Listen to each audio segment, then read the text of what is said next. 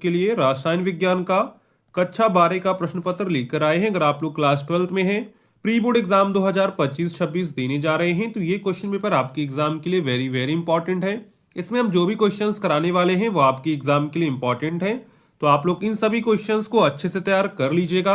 अगर आपको वीडियो पसंद आती है तो वीडियो को लाइक करिएगा एंड चैनल को सब्सक्राइब करना मत भूलिएगा। ऐसे ही आपको सारे प्री बोर्ड एग्जाम के मॉडल पेपर मिल जाएंगे, जहां से आप लोग अपने प्री बोर्ड एग्जाम और बोर्ड एग्जाम की अच्छे से तैयारी कर सकते हैं। तो इसमें हम जो भी क्वेश्चंस आपको बताने वाले हैं, तो आप लोग इन सभी क्वेश्चंस को अच्छे से तैयार कर लीजिएगा, ठीक है। तो यहाँ पर आपका सबसे पहला प्रश्न है। इस प्रश्न के प्रत्येक खंड में 4 विकल्प दिए गए हैं, सही विकल्प चुनकर उसे अपनी उत्तर पुस्तिका में लिखिए। तो यहाँ पर हमारा सबसे पहला प्रश्न है, फार्मेलिन जलीय विलयन है फ्लूएरेसीन का, फॉर्मेल्डिहाइड का, फार्मिक अम्ल का, एसिटिक अम्ल का। तो यहाँ पर राइट आंसर क्या हो जाएगा? राइट आंसर हो जाएगा फॉर्मेल्डिहाइड का, यानी कि ऑप्शन नंबर आपका यहाँ पर बी वाला करेक्ट हो जाएगा, ठीक है। नेक्स्ट है, निम्न में से किसके जलीय विलयन का क्वथनांक सर्वाधिक होगा? 1% ग्लूकोज का, 1% NaCl का, 1% CaCl2 का, 1% सुक्रोज का। तो यहाँ पर राइट आंसर क्या हो जाएगा? राइट आंसर हो जाएगा 1% CaCl2 का, यानी कि ऑप्शन नंबर आपका सी वाला यहाँ पर करेक्ट हो जाएगा, ठीक है। नेक्स्ट है, निम्न में से कौन सबसे प्रबल अम्ल है?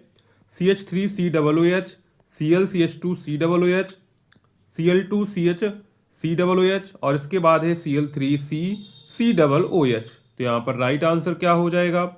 राइट आंसर हो जाएगा Cl3CCOOH, यानी कि ऑप्शन नंबर आपका डी वाला यहाँ पर करेक्ट हो जाएगा, ठीक है। नेक्स्ट है, कार्बिल अमीन अभिक्रिया देता है CH3NH2, CH3NH2 का होल ट्वाइस, CH3 का होल थ्राइस N और इसके बाद C2H5 होल ट्वाइस NH। तो यहाँ पर राइट आंसर क्या हो जाएगा? राइट आंसर हो जाएगा CH3NH2, यानी कि ऑप्शन नंबर आपका यहाँ पर ए वाला करेक्ट हो जाएगा, ठीक है। नेक्स्ट है, स्टार्च के जल अपघटन से बनता है ग्लूकोज, फ्रक्टोज, सुक्रोज, माल्टोज। तो यहाँ पर राइट आंसर क्या हो जाएगा? स्टार्च के जल अपघटन से क्या बनता है? उससे बनता है ग्लूकोज, यानी कि ऑप्शन नंबर आपका यहाँ पर ए वाला करेक्ट हो जाएगा, ठीक है। नेक्स्ट है, तनुता बढ़ाने पर विशिष्ट चालकता बढ़ती है, घटती है, स्थिर रहती है, इनमें से कोई नहीं। तो देखिए, तनुता बढ़ाने पर क्या होता है? तनुता बढ़ाने पर विशिष्ट चालकता घटती है। क्या होती है? घटती है, यानी कि ऑप्शन नंबर आपका यहाँ पर बी वाला करेक्ट हो जाएगा, ठीक है। यहाँ पर हमने ऑब्जेक्टिव क्वेश्चंस को कवर कर लिया है। इसके बाद आपका दूसरा प्रश्न है, प्रथम कोटि की अभिक्रिया में 50 सेकेंड में पदार्थ की सांद्रता प्रारंभिक सांद्रता की आधी रह जाती है, वेग स्थिरांक की आपको यहाँ पर गणना करनी है। नेक्स्ट है, अभिक्रिया की आणविकता और अभिक्रिया की कोटि में अंतर स्पष्ट कीजिए। ये सबसे वेरी वेरी इंपॉर्टेंट क्वेश्चन है, आप लोग इसको अच्छे से तैयार कर लीजिएगा, ठीक है। इसके बाद इसी में आपका तीसरा प्रश्न है, 0.2 मोल KCl विलयन का 25 डिग्री सेल्सियस पर विशिष्ट चालकता 0.0248 सीमेंस सेंटीमीटर है, तो इसकी मोलर चालकता ज्ञात कीजिए, ठीक है। इसके बाद चौथा प्रश्न आपका है, अनंत तनुता पर CH3COONA HCl और NaCl विलयनों की तुल्यांक चालकताएं क्रमशः 91.6, 425 और 128.1 MO सेमी तुल्यांक हैं। अनंत तनुता पर CH3COOH की तुल्यांक चालकता ज्ञात करिए, ठीक है।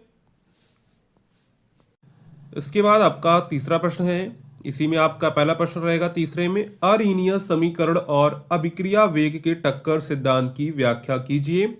यानी कि अरेखीय समीकरण क्या होता है और अभिक्रिया के वेग टक्कर सिद्धांत की आपको यहाँ पर व्याख्या करनी है, ठीक है। तो ये प्रश्न आपकी एग्जाम के लिए वेरी वेरी इंपॉर्टेंट है, तो आप लोग इस प्रश्न को अच्छे से तैयार कर लीजिएगा, ठीक है। इसके बाद आपका अगला प्रश्न है, दूसरा, उपसय संयोजन संख्या को उदाहरण देकर समझाइए, ठीक है। इसी में आपका तीसरा प्रश्न है, 5.85 ग्राम सोडियम क्लोराइड 200 ml जल में घुला हुआ है, ठीक है। विलयन की मोलरता की गणना कीजिए, ठीक है। इसी में आपका चौथा प्रश्न है, द्रवों का वाष्प दाब और राउल्ट के नियम की व्याख्या कीजिए। यानी द्रवों का वाष्प दाब क्या होता है और राउल्ट का नियम क्या है, उसके बारे में आपको यहाँ पे लिखना है, ठीक है। इसी में आपका चौथा प्रश्न है, गैसों की द्रव में विलेयता हेनरी के नियम को समझाइए। यानी गैसों की द्रव में विलेयता का जो हेनरी का नियम है उसको आपको यहाँ पे समझाना है, ठीक है। इसके बाद है नेल्सन समीकरण की व्याख्या कीजिए। सबसे very very important question Nelson समीकरण, आप लोग इसको अच्छे से तैयार कर लीजिएगा। इसके बाद है प्राथमिक, द्वितीयक और तृतीयक अमीनों के क्षारीय लक्षण को स्पष्ट कीजिए। इसके बाद आपका चौथा प्रश्न है फ्रीऑन और डीडीटी पर टिप्पणी लिखिए, यानी आपको फ्रीऑन और डीडीटी के बारे में आपको यहाँ पे लिखना होगा, ठीक है। और यहाँ पर आपका जो डीडीटी है सबसे ज्यादा इंपॉर्टेंट टॉपिक है, तो इसको आप अच्छे से तैयार कर लीजिएगा, ठीक है। इसके बाद इसी में आपका पांचवा प्रश्न है निम्न का अर्थ स्पष्ट कीजिए। चालकत्व क्या होता है और सेल नियतांक क्या होता है, इन दोनों के बारे में आपको यहाँ पे लिखना है, ठीक है। इसी में आपका खा प्रश्न है संक्रमण तत्वों के निम्न गुणों की व्याख्या कीजिए। इलेक्ट्रॉनिक विन्यास और चुंबकीय गुण, इन दोनों गुणों की आपको यहाँ पर व्याख्या करनी है, ठीक है। इसी में आपका अगला प्रश्न है पेप्टाइड तथा पेप्टाइड बंध किसे कहते हैं, एक उदाहरण सहित व्याख्या कीजिए, ठीक है। इसी में आपका अगला है लुकास परीक्षण पर संक्षिप्त टिप्पणी लिखिए। सबसे ज्यादा वेरी वेरी इंपॉर्टेंट है लुकास परीक्षण, तो आप लोग इसको अच्छे से तैयार कर लीजिएगा, ठीक है। आपके बोर्ड एग्जाम में भी बार बार पूछा जाता है, तो इसको आप अच्छे से तैयार कर लेंगे, ठीक है।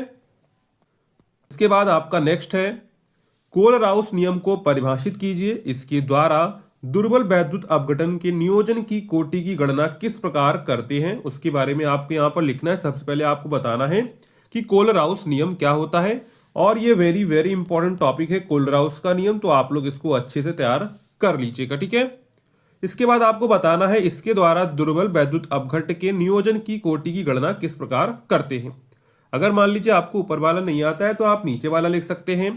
प्रयोगशाला में एसीटोन बनाने की विधि का सचित्र वर्णन कीजिए। इसकी निम्न के साथ अभिक्रियाओं के समीकरण लिखिए COCl2 PCl5 और CHCl3, ठीक है। तो इन दोनों में से आप कोई एक यहाँ पे कर सकते हैं, ठीक है। इन दोनों में से आप कोई एक यहाँ पे कर सकते हैं, ठीक है। इसके बाद नेक्स्ट है आपका क्वेश्चन नंबर 7 एरिल हैलाइड नाभिक रागी प्रतिस्थापन अभिक्रियाओं के प्रति किन कारणों से कम क्रियाशील होते हैं। अथवा में आपको दूसरा दिया गया है निम्नलिखित को समझाइए। क्लोरीन यद्यपि इलेक्ट्रॉन फिर भी यह एरोमेटिक इलेक्ट्रॉन रागी प्रतिस्थापन अभिक्रियाओं में आर्थो तथा पैरा निर्देशक क्यों है, ठीक है। इसी में आपका अगला है एल्किल हैलाइड ध्रुवीय होते हैं फिर भी जल में अमिश्रणीय क्यों है, इसके बारे में आपको यहाँ पे लिखना है। तो आप ऊपर वाला कर सकते हैं या फिर ये नीचे वाले दो कर सकते हैं, ठीक है। इसी में आपका खा प्रश्न है निम्नलिखित यौगिकों में विभेद कीजिए। सरल रासायनिक परीक्षण लिखिए। प्रोपेनॉल और प्रोपेनोन में आपको यहाँ पर विभेद करना है और आपको रासायनिक समीकरण लिखना है, ठीक है। फिनाइल एवं बेंजोइक अम्ल में क्या डिफरेंस है उसके बारे में आपको लिखना है। इसके बाद एसिटोफिनॉन एवं बेंजोफिनॉन में क्या अंतर है उसके बारे में आपको यहाँ पे लिखना है, ठीक है। अथवा करके आपको यहीं पर दूसरा दिया गया है निम्नलिखित कैसे प्राप्त करेंगे, केवल आपको यहाँ पर रासायनिक समीकरण लिखना है, ठीक है। और आपको क्या डिटेल से नहीं करना, सिर्फ आपको यहाँ पर जो है इक्वेशन देनी है।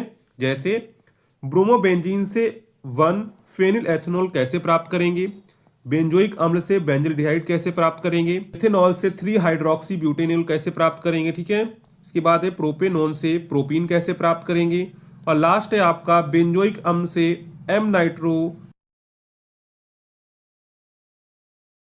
यहाँ पर हमने क्लास 12 केमिस्ट्री का प्री बोर्ड का क्वेश्चन पेपर यहाँ पर हमने देख लिया, ठीक है। हो सकता है कहीं पर थोड़ा मिस्टेक है पेपर में, तो आप लोग उसको ठीक कर लीजिएगा और इन सभी क्वेश्चंस को आप लोग अच्छे से तैयार कर लीजिएगा। आप लोग इन सभी क्वेश्चंस को अच्छे से तैयार कर लेंगे तो आप अपने एग्जाम में अच्छे से क्वेश्चंस को लिख पाएंगे, ठीक है। तो ये पूरा आपका जो है क्लास 12 का केमिस्ट्री का प्री बोर्ड एग्जामिनेशन 2025-26 का यहाँ पर हमने क्वेश्चन पेपर देखा हुआ है। अगर आप लोग कमेंट करेंगे तो हम यहाँ पर न्यूमेरिकल वगैरह उसका डिटेल सोल्यूशन बना देंगे। तो बस आपको क्या करना है, आपको कमेंट करना है सोल्यूशन। क्या कमेंट करना है, आपको कमेंट करना है फुल सोल्यूशन। तो आपको यहाँ पर जो है वीडियो मिल जाएगा फुल सोल्यूशन का, ठीक है। तो चलिए आप लोग इन सभी क्वेश्चंस को अच्छे से तैयार कर लीजिएगा। मिलते हैं नेक्स्ट वीडियो में।